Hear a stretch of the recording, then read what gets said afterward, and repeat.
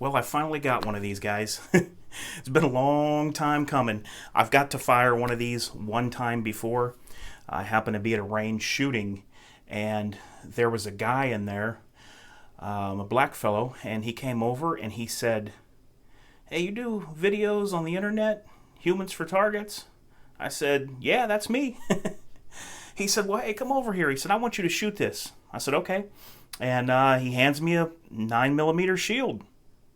So I shoot it, and he said, "What do you think of it?" I said, "Hey, I think it's pretty good." He said, "Well," so I just kind of wanted to see, how it shot and, what you thought of it.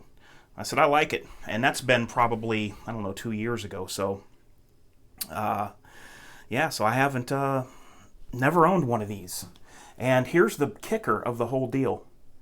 I got this for $285.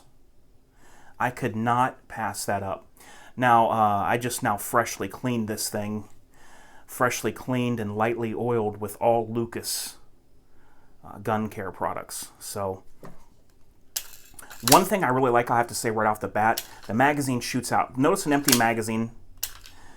So, they'll go slower. It free falls, and I love that. So if you were to want to reload quickly, you could get that out of there and get a new magazine in there. So I do like that about it, that the magazine just pretty forcefully shoots out of there like that. But I'm going to be straight up honest with you guys.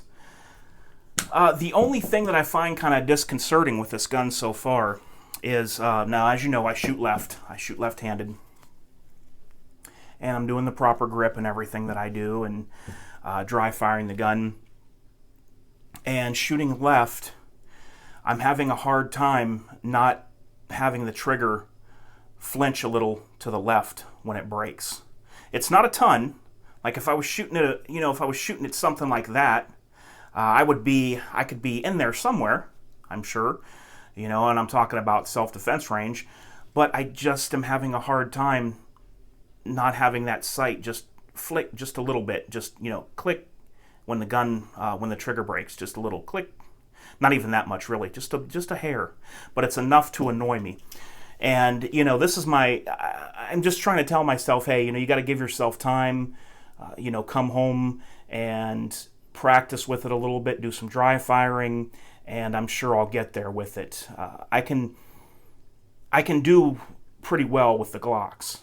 I don't normally have an issue. I got a Gen 4 that the trigger is probably one of the worst triggers on this Gen 4, and that's my full flat dark earth Gen 4 Glock. It's a G17 full size. That trigger's giving me a little bit of problem because it just seems to be, it's got the trigger bump in there, and it just seems to be a really heavy pull, but I can always fix that on a Glock. With these, I'm not into punching out roll pins, taking this thing off, and then, you got to take this off, and there's parts underneath and a spring.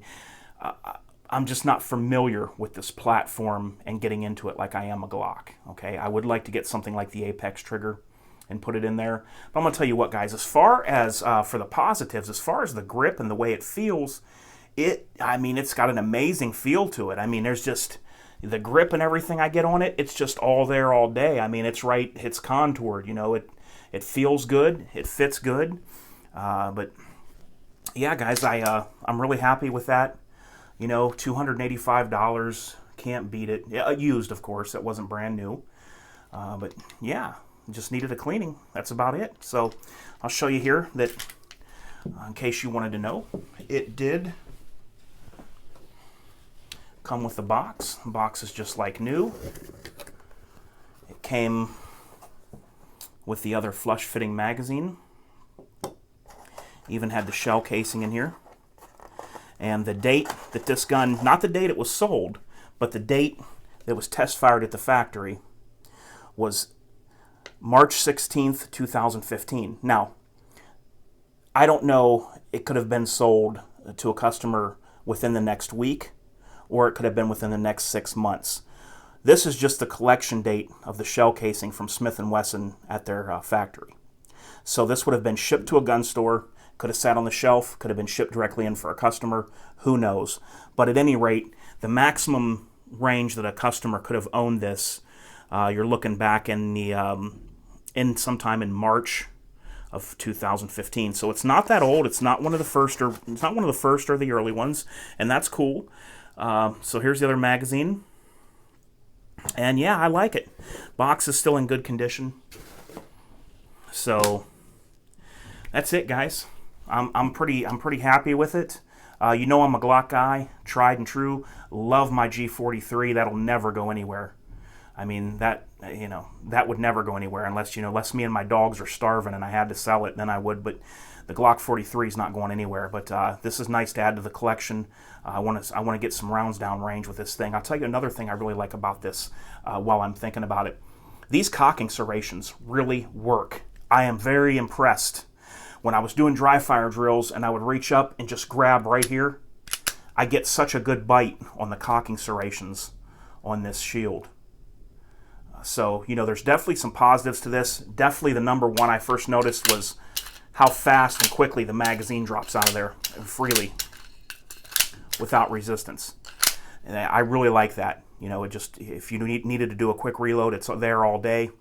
And yeah, so the fit and finish I like, and I definitely like the grip. So I just got to get that front sight to quit just ticking just a hair to the left when the trigger breaks, shooting left-handed. So, all right, guys, just thought I'd show you that. Until next time, this is H4T, and I got a new problem solver. All right, guys, and I'm out.